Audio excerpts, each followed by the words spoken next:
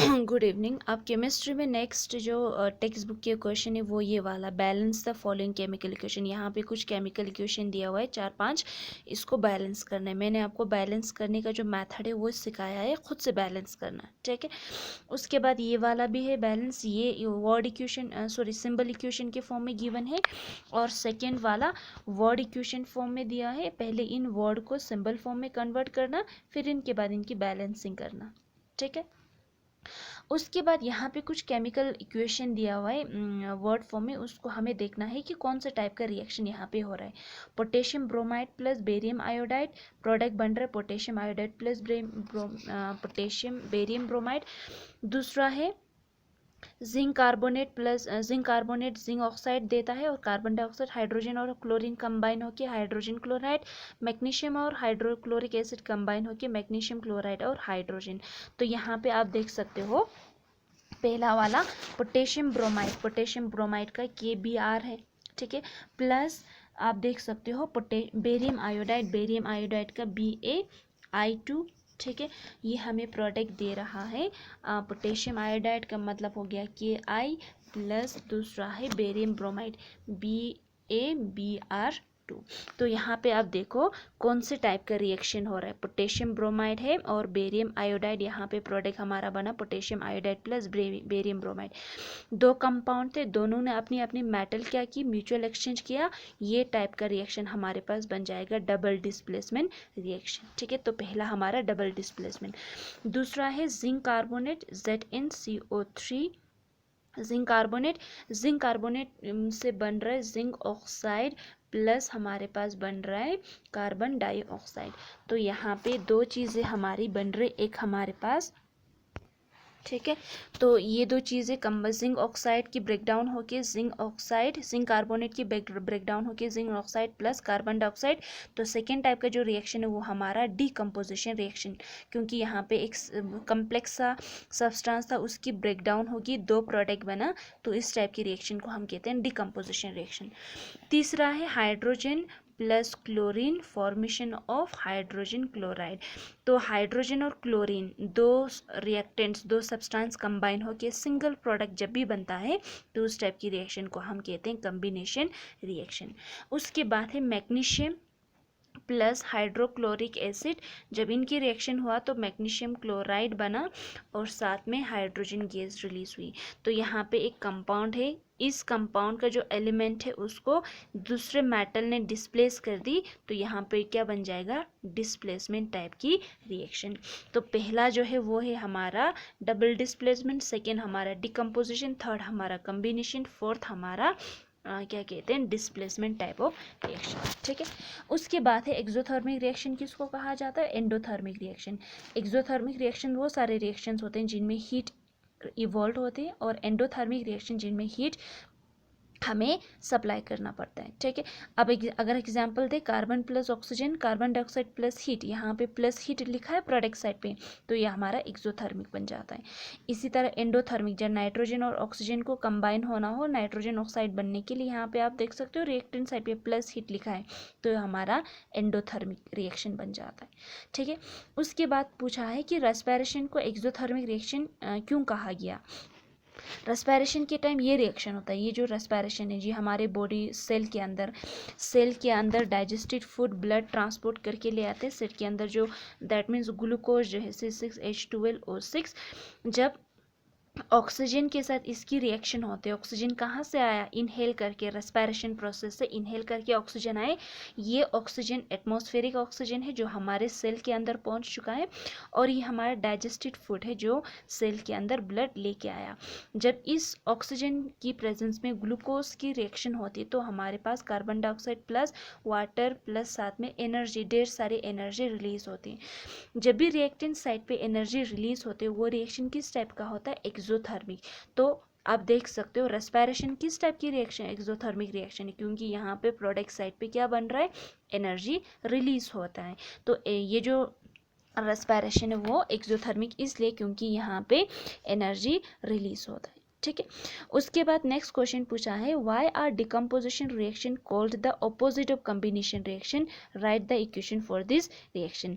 कि decomposition reaction को combination का ऑपोजिट क्यों कहा। अभी हमने कॉम्बिनेशन का एक रिएक्शन एग्जांपल दिया, hydrogen plus chlorine formation of hydrogen chloride. अब यहाँ पे देख सकते हो दो रिएक्टेंट्स, दो सब्सटेंस कंबाइन होकर सिंगल प्रोडक्ट बनी।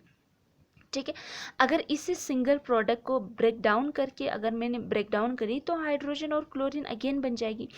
यहाँ से इस तरफ गए तो कॉम्बिनेशन, इस तरफ आए तो डिकम्पोजिशन। देखो कॉम्बिनेशन का उल्टा क्या है फिर, डिकम्पोजिशन रिएक्शन है।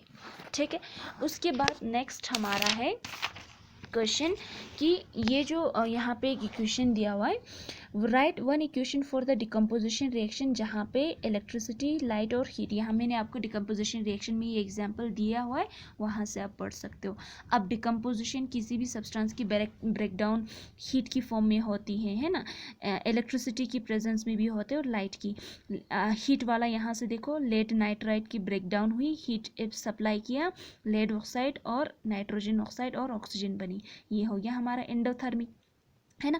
इसी तरह वाटर की जब ब्रेक डाउन करते हैं इलेक्ट्रिसिटी का यूज़ करके, वो इलेक्ट्रिकल डिकम्पोजिशन हो गई और हाइड्रोजन और ऑक्सीजन गैस रिलीज हुआ। इसी तरह जब सिल्वर क्लोराइड को ब्रेक डाउन करना है लाइट का यूज़ करके, तो हमारा फोटोलाइसिस बन जाएगा और सिल्वर और क्लोरीन हमारे पास आ जाएगी। ठीक है, तो ये डिकम्पोजिशन रिएक्शन अलग अलग एनर्जी का यूज़ करके, हीट एनर्जी, इलेक्ट्रिकल एनर्जी और लाइट एनर्जी का यूज़ करके कराया जाता है। ठीक है, उसके बाद डबल डिस्प्लेसमेंट और डिस्प्लेसमेंट रिएक्शन में क्या डिफरेंस होता है। डबल डिस्प्लेसमेंट रिएक्शन वो रिएक्शंस होते हैं जिनमें लेस एक्टिव मेटल को मोर एक्टिव मेटल डिस्प्लेस करते थे। जैसे यहाँ देख सकते हो आप कंपाउंड एग्जांपल में, एक कंपाउंड है हमारे पास कॉपर सल्फेट, दूसरा मेटल है हमारे पास जिंक। अब कॉपर से ज़्यादा जिंक रिएक्टिव होता है तो जिंक क्या करेगा, कॉपर को हटा के उसकी जगह पे चला जाएगा और यहाँ पे जिंक सल्फेट बनेगी और कॉपर बाहर निकाल जाएगी, ये हमारा डिस्प्लेसमेंट रिएक्शन। मगर डबल डिस्प्लेसमेंट रिएक्शन में दो कंपाउंड है, यहाँ एक कंपाउंड और एक एलिमेंट है, यहाँ पे दो ही कंपाउंड है, दोनों कंपाउंड है। ये दो कंपाउंड अपने एक दूसरे के एलिमेंट को एक्सचेंज करते हैं। जैसे यहाँ पे बेरियम क्लोराइड था, हाइड्रोजन सल्फेट थे, बेरियम सल्फेट बन गए, सल्फेट वाले कंपाउंड में बेरियम आ गए और क्लोराइड वाले कंपाउंड में हाइड्रोजन। इन टाइप की रिएक्शन को हम डबल डिस्प्लेसमेंट कहते हैं।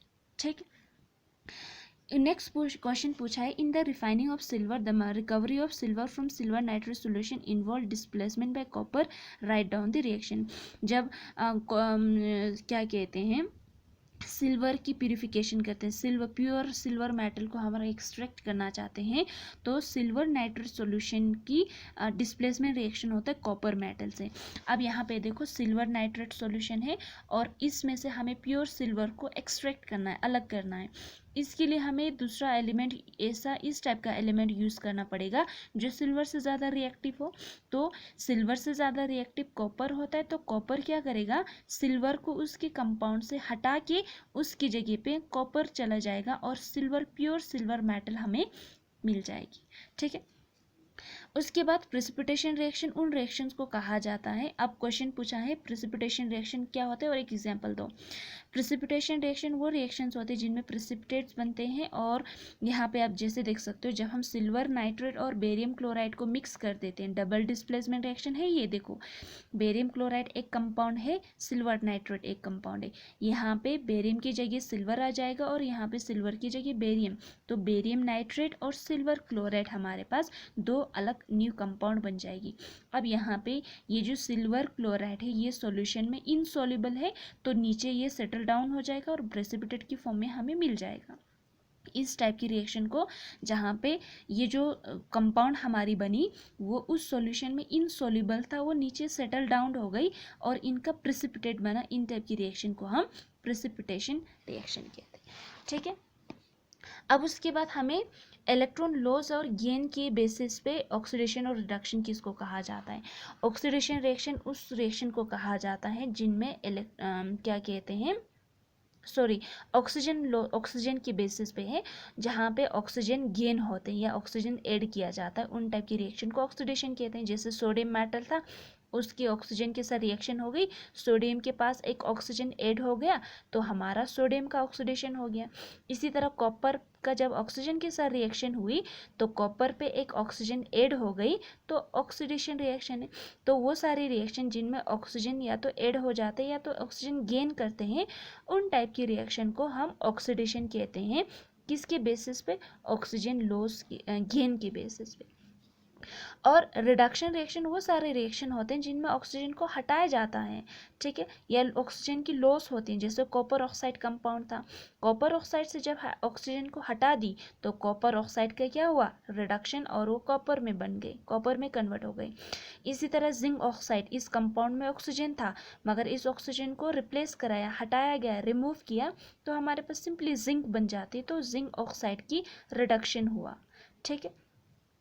यहाँ पे एक क्वेश्चन पूछा है, शाइनी ब्राउन कलर्ड एलिमेंट है एक्स और इसको हम जब एयर में हीट करते हैं तो वो ब्लैक कलर बन जाते हैं। उस एलिमेंट एक्स का नाम लिखना और कलर जो कंपाउंड बने वो क्या बना। जो एलिमेंट एक्स होंगे वो कॉपर है, तो जब भी कॉपर का ऑक्सीजन के साथ रिएक्शन होता है, जैसे मान लो हमारे पास कॉपर था Cu, कॉपर का ऑक्सीजन के साथ रिएक्शन होते हैं तो कॉपर ऑक्साइड बनता है। ये जो कॉपर ऑक्साइड कंपाउंड है ये ब्लैक कलर के बनते हैं। तो ये जो एक्स एलिमेंट था वो था हमारा कॉपर, कॉपर का एयर के साथ रिएक्शन, दैट मीन्स ऑक्सीजन के साथ रिएक्शन, तो ब्लैक कलर को जो कंपाउंड बनी वो हमारे क्या बना? कॉपर ऑक्साइड हमारा कंपाउंड बना, ठीक है। उसके बाद क्वेश्चन पूछा है कि हम आयरन के आर्टिकल, जो आयरन के बने हुए चीज़ों को पेंट क्यों करते हैं? क्योंकि आयरन जो मेटल हो कोरोड हो जाते हैं, उस पर जंग लग जाते हैं, उसकी कोरिजन को रोकने के लिए हम उसके ऊपर पेंट लगाते हैं, ठीक है। उसके बाद नेक्स्ट क्वेश्चन पूछा है, जो वो फूड आइटम जिनमें ऑयल और फैट्स होते हैं उनमें नाइट्रोजन गैस क्यों डाला जाता है? क्योंकि ऑयल और फैट्स जिन भी खाने में होते हैं उनको नाइट्रोजन गैस इसलिए डाला जाता है ताकि उनका क्या कहते हैं, रेंसिडिटी ना हो। रेंसिड का मतलब होता है जब ऑयल और फूड वाले खाने की ऑक्सीडेशन होती है तो उस ऑक्सीडेशन को रोकने के लिए नाइट्रोजन गैस डाला जाता है, क्योंकि नाइट्रोजन गैस इसकी ऑक्सीडेशन को होने से रोकता है। नाइट्रोजन गैस इनर्ट गैस होता है, बहुत कम रिएक्टिव गैस है, इसीलिए ये इसकी ऑक्सीडेशन को प्रिवेंट करता है, ठीक है। कोरिजन का मतलब क्या है? वो प्रोसेस जिसमें मेटल के सरफेस धीरे धीरे कोरोड होने लगते हैं जब वो एयर और वाटर के कांटेक्ट में आते हैं। जब कोई भी मेटल हो हमारे पास, कोई भी मेटल जैसे आयरन हो गया, सिल्वर हो गया, गोल्ड हो गया, है ना, प्लेटिनियम, कॉपर, एल्यूमिनियम, ये सारे मेटल जब एटमॉस्फेयर में कार्बन डाइऑक्साइड, ऑक्सीजन, वाटर, ठीक है ना, इनके साथ जब भी इनका रिएक्शन होता है तो इनके मेटल के सरफेस पे धीरे धीरे कुछ कंपाउंड्स बनने लगते हैं। इन प्रोसेस को हम कोरिजन कहते हैं और इनका सरफेस धीरे धीरे कोरोड होने लगते हैं, ख़त्म होने लगते हैं। इस प्रोसेस को हम कहते हैं कोरिजन। जैसे आयरन लोहे की जब कोरिजन होते हैं तो उसको हम रस्टिंग कहते हैं, है ना। इसी तरह सिल्वर जो हमारा चांदी होता है वो ब्लैक हो जाते हैं, ठीक है। तो अलग अलग मेटल के कोरिजन होते हैं। उसके बाद रेंसिडिटी का मतलब क्या होता है? जब वो सारे फूड्स जिनमें ऑयल और फैट्स होते हैं, वो फूड जिनमें ऑयल और फैट्स होते हैं, जब उनका ऑक्सीजन के साथ रिएक्शन होता है, दैट मीन्स एयर के कांटेक्ट में जब ये फूड आते हैं तो इन फूड का कलर, टेस्ट, फ्लेवर सब कुछ चेंज हो जाते हैं। इस प्रोसेस को रेंसिडिटी कहा जाता है। रेंसिडिटी क्यों हुआ? क्योंकि ऑयल और फैट्स जिस भी खाने में होते हैं उनका ऑक्सीडेशन होता है। जब भी ऑयल और फैट्स वाले खाने का ऑक्सीडेशन होता है तो उस प्रोसेस को हम रेंसिडिटी कहते हैं। रेंसिडिटी जिस भी फूड का होता है तो फूड खाने के लायक नहीं होता, वो सारे उनका स्मेल, उनका ऑर्डर, उनका फ्लेवर सब कुछ फिर चेंज हो जाते हैं। उस प्रोसेस को हम रेंसिडिटी कहते हैं। जैसे खाना जब सड़ जाते तो उसको हम स्पॉइलेज ऑफ फूड कहते हैं ना, इसी तरह जो ऑयल और फैट्स जब सड़ जाते हैं तो उसको हम रेंसिडिटी कहते हैं। और रिएक्शन यहाँ पे कौन सा होता है? ऑक्सीडेशन होता है। कोरिजन में भी ऑक्सीडेशन रिएक्शन होता है और रेंसिडिटी में भी ऑक्सीडेशन रिएक्शन होता है। ऑक्सीडेशन रिएक्शन की वजह से ये सारे फूड्स खराब हो जाते हैं, ठीक है।